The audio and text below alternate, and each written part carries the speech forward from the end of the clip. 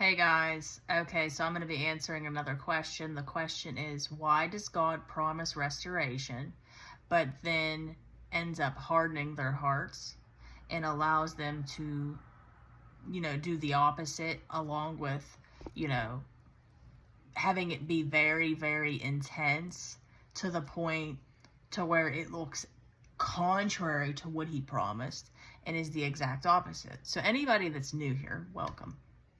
And welcome back to all of my subscribers in general.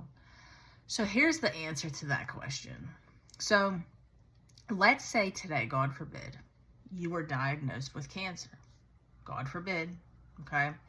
And the doctor says that you are going to die, okay? If God tells you you will be healed, okay, expect the opposite to take place. Expect it. So for instance, any promise that was given to anybody, even in the Bible, the opposite took place. Moses was told that he was to lead the people to the promised land and to go let the people go, like to tell Pharaoh. Well, did Pharaoh give them up easy? No. Let's take David, when he was supposed to be king and had the anointing. Did Saul give it to him easy? No. We could take numerous stories in the Bible, numerous, and every single one of them had a lot of opposition. See, God allows this. He doesn't do it, but he allows it. He's a Romans 8:28 God.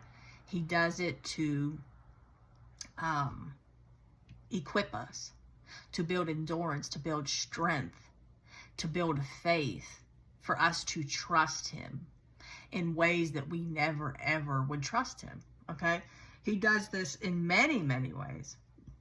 We have to understand that if we didn't go through this, we wouldn't be the warrior we're called to be.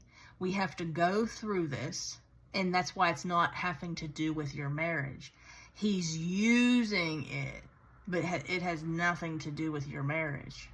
Does that make sense, guys? It has nothing to do with your marriage. The reason why it's getting worse is because he's pulling something out of you. Okay, so for instance, would faith, like for instance, he's telling you he's going to restore your marriage. Would we need faith if it just happened? Or if it just looked like it was going to take place? No. I can tell you, with what I went through, I've learned to trust God in ways that I never ever could trust him. I remember the stage you guys were in when you seen nothing taking place. Nothing. Little did I know God was working the entire time behind the scenes. Nobody could ever tell me that God does not exist. How about Moses? Moses was arguing. Moses was telling God, like, it's getting worse. Why is this happening? It's getting worse. Like, you said this. Think about it. He's up at the Red Sea. There's nowhere to go. The Israelites are complaining to him, making it like that they were better off in Egypt. And what takes place? Suddenly, when they least expected it, the sea parts. So it looked impossible until it didn't. So to answer your questions, let's go to Deuteronomy. Anybody that wants to pull it up?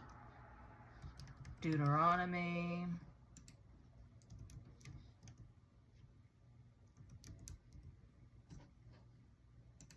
Chapter 8, 2 through 5. Remember how the Lord your God led you all the way into the wilderness these 40 years to humble you, to test you in order to know what was in your heart, whether or not you would keep his commands in that setting. He humbled you, causing you to hunger, and then feeding you with manna, which neither you nor your ancestors had known, to teach you that man does not live on bread alone, but on every word that comes from the mouth of the Lord. Your clothes did not wear out, and your feet did not swell during these 40 years.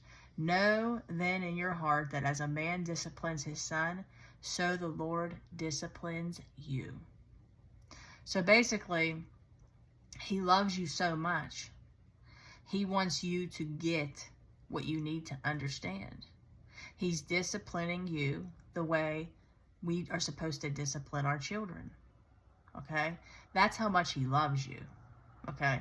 He wants you to be humbled. He's testing to see what's really in your heart.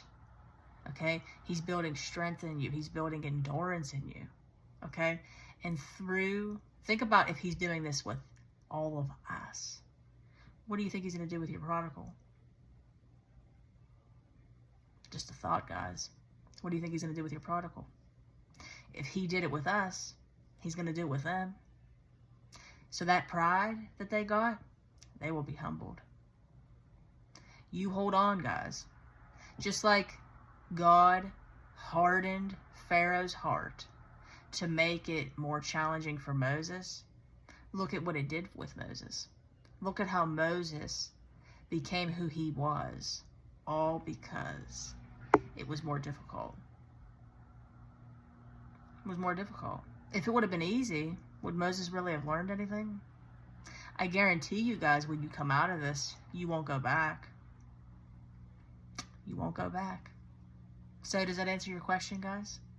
I hope it did. So if you would like to work with me, guys, I would love to work with you. You can email me, deadmarriagesredeemed@gmail.com. Facebook group, Dead Marriages Redeemed. Come on over and hang your hat and have somewhere to have community. We would love to have you. You have a wonderful rest of your day, and I will see you in my next video. If you could, please like, subscribe, share, comment. I'd appreciate it so much. God bless, guys. Shalom.